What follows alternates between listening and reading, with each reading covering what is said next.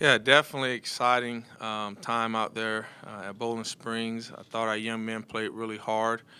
Very proud of our red zone defense. Finally, we was able to hold a team, and I was really proud of our defensive block team. Forced two missed field goals, got one block, and then also the turnovers. I thought the turnovers were very critical for us in our success. Jeremy Peters had a big day, and then, like I said, the block and the fumble recovery by Chris Turney. You would like him to be able to take it to the house, and as I told him, don't never talk to me about how fast you are, because I definitely thought that should have been a great opportunity for him to display his speed. But in all, I was very proud of our defense and what we was able to accomplish. Still got to improve. Third down defense is probably most disappointing because we've been solid for the majority of the season.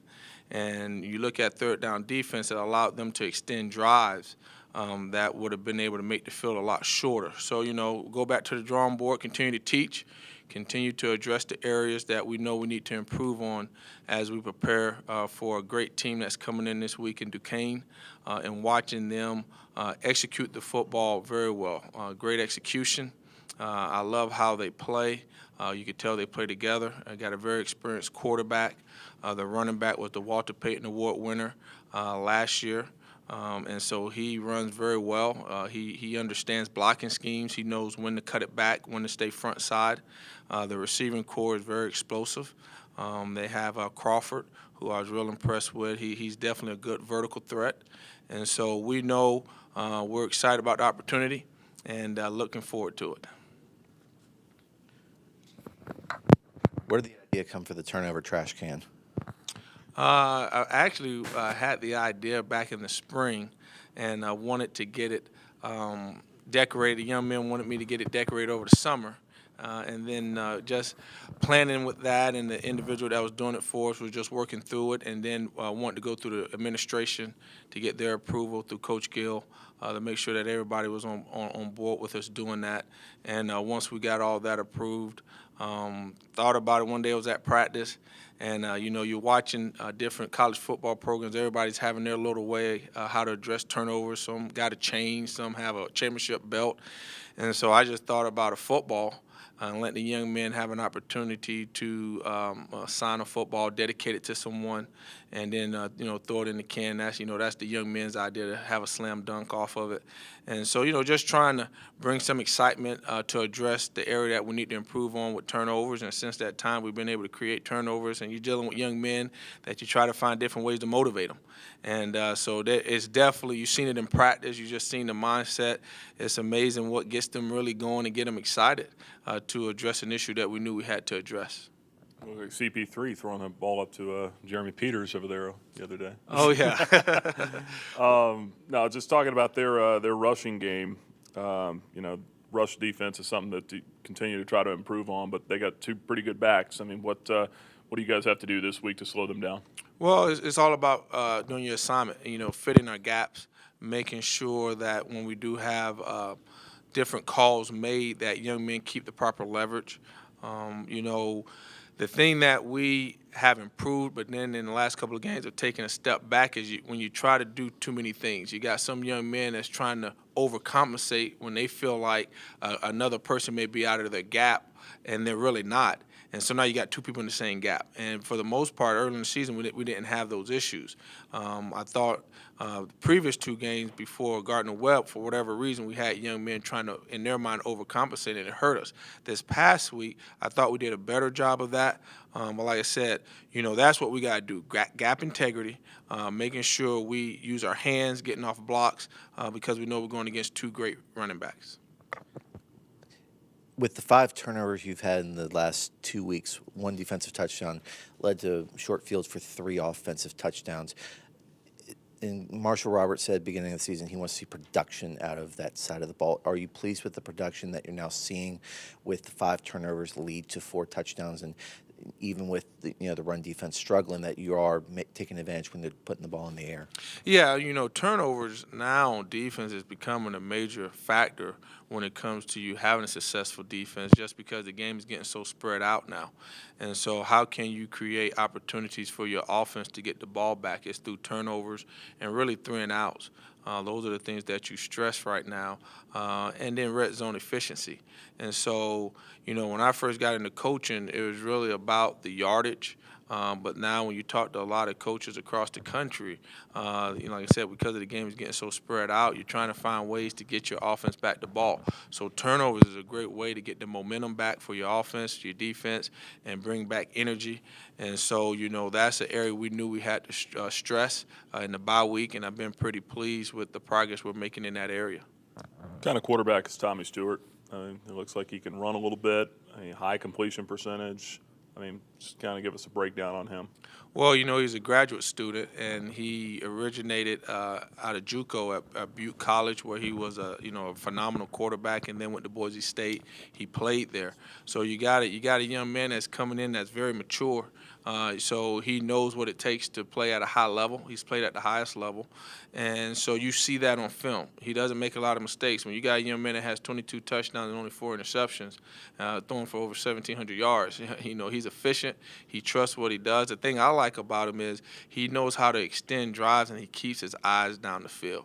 And so he doesn't panic. So, because of the pass rush may be coming, he'll be able to still dump that ball off or throw it with good velocity down the field. And so we know we're going to have to do a great job of containing him, but also plastering the receivers when he does extend a drive, so we can make sure he takes off and tries to run out of bounds versus, you feel like you got him contained, and then before you know it, it's a 15-yard throw, and the receiver, the cornerback or the safety wasn't disciplined enough to stay in coverage. Does this Duquesne offense remind you of anyone you've played this year, and what would you say is your biggest defensive key against them? Well, like I said, I think the team that they maybe remind me of because of offense, the style of offense, they are probably St. Francis, the style of offense. The key thing is going to be is executing defensive calls. Because when you watch them on film, they've done a great job of when a defense has not carried out their assignments, hurt you. As far as if it's two guys running the same gap, the running back is so special.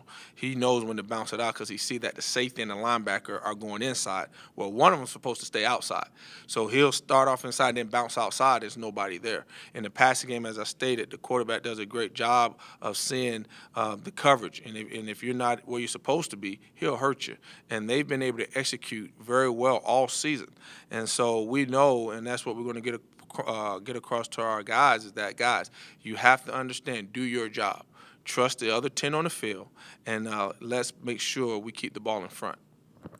What have you liked about Elijah Benton to give him the starting nod at free safety, and what do you want to see out of either Brandon Tobin or Corbin Jackson this week to see who gets that nod at starting safety? Well, Elijah Benton has done a great job of taking the coaching over the time frame. He's done a great job in the film room. I think him being on special teams has definitely allowed him to gain a lot of experience and build his confidence. His communication in the back end has gotten much better just in practice and the time that he has played in comparison to last year. And, he had opportunity to start and he made plays. And as I always say, you got to make plays if you want to stay on the field. And so with Corbin, he's coming back from an injury. That plays a part into it. And then Brandon Tillman and him, Corbin Jackson, they just got to continue to get better. And based on Saturday, we'll see who will get the start and not. But Elijah Benton has made the most of his opportunity. And anytime a young man does that, we have to acknowledge that and keep that going.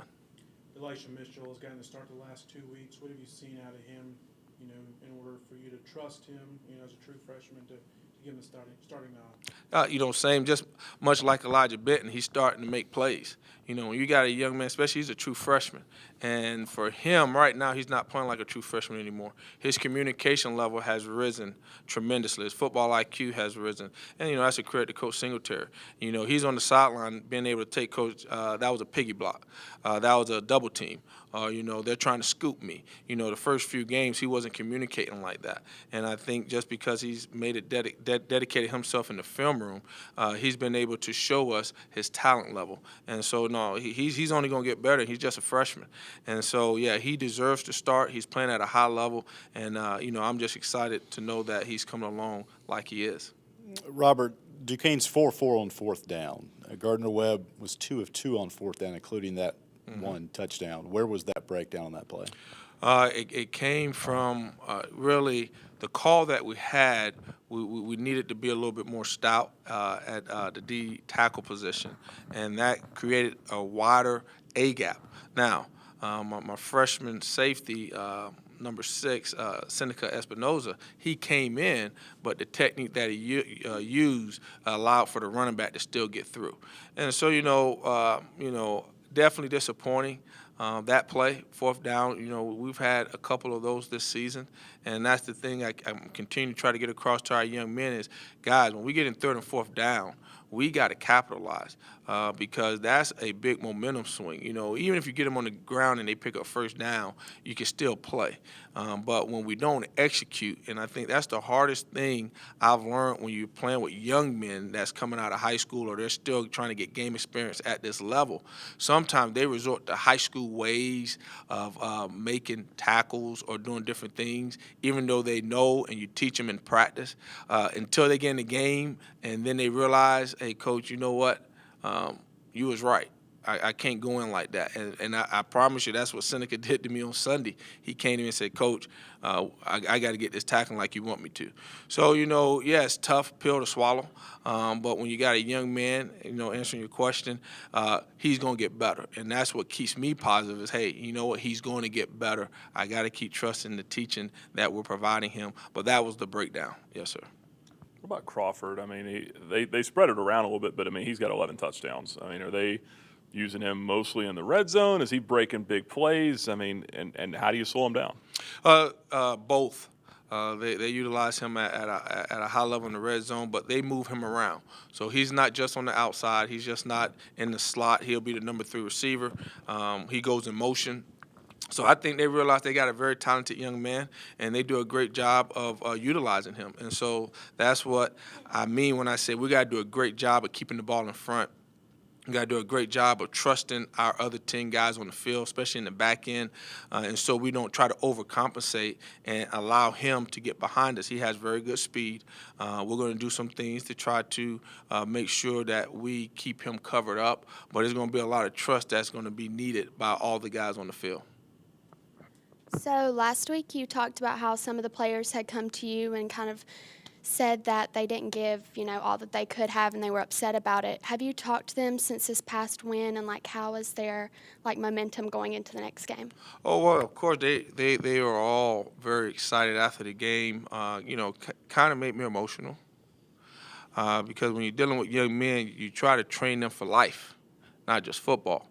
And so to see how hard they worked last week, and to see how they were able to enjoy the hard work, it got me emotional because some of them same guys came to me and said, Coach, I told you we're going to get it for you, and we want to keep going. And so, that's what a win can do. It can bring back a lot of life, a lot of enjoyment, young men willing to continue to work. And as I stated before, I've been unfortunate part of some times when you had multiple losses in a row. We had it in 2012. I've never seen a group of young men stay together like I've seen these group of young men stay together. And just encourage us as coaches, don't stop what you're doing, Coach. Demand the standard. Demand the standard. And, for me as a coach, that's always rewarding because you're trying to train it for life. And as I told them, 5 years from now, you're going to remember this road that you traveled here at Liberty, and it's going to make you a better husband, father, and a person in the real world. And at the end of the day, that's what it's all about.